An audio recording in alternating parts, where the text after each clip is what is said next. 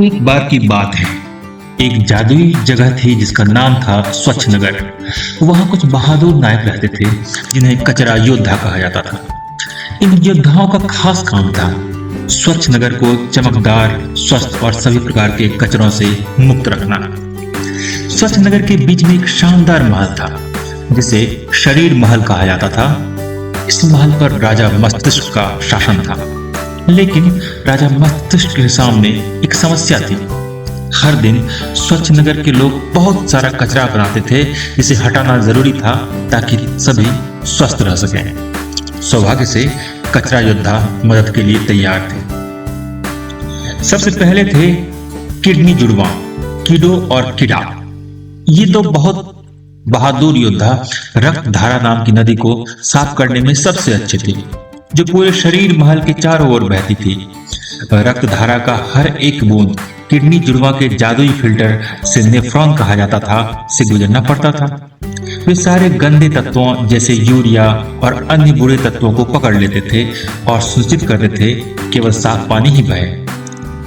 चलो कचरा साफ करें, हर सुबह कीड़ो चिल्लाता और कीड़ा हंसते हुए कचरा इकट्ठा करता और उसे मूत्राशय गोदाम में भेज देता, जहां वह एक खास पीले रंग के द्रव में बदल जाता जिसे मूत्र कहते हैं।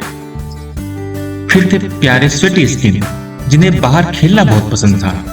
जब भी सूरज चमकता और शरीर महल बहुत गर्म हो जाता तो स्वेटी स्किन एक ठंडी धुंध, जिसे पसीना कहते हैं, का स्प्रे करता। यह धुंध न केवल ताजगी देती थी बल्कि अतिरिक्त नमक और पानी को भी बाहर निकाल देती थी। स्वच्छ नगर के लोग चिल्लाते, धन्यवाद स्वेटी स्किन, तुम सबसे कूल हो।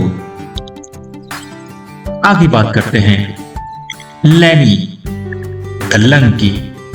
शरीर महल की ऊंची मीनार में रहते थे लैनी दल्लंग, हवा साफ करने वाले। उनका काम था खराब हवा, कार्बन डाइऑक्साइड को बाहर निकालना और ताजी हवा को अंदर लाना। जब भी नगरवासी सांस लेते थे, लैनी छाती फुलाते और अच्छी हवा अंदर लाते। जब वे सांस छोड़ते तो लैनी सारी अनचाही गैसों को बाहर फूंक देते। वे हवा को ताजगी से भरा रखने में बहुत खुश रहते। शरीर महल के बागीचों की रहती थी लैला दल्लीवर।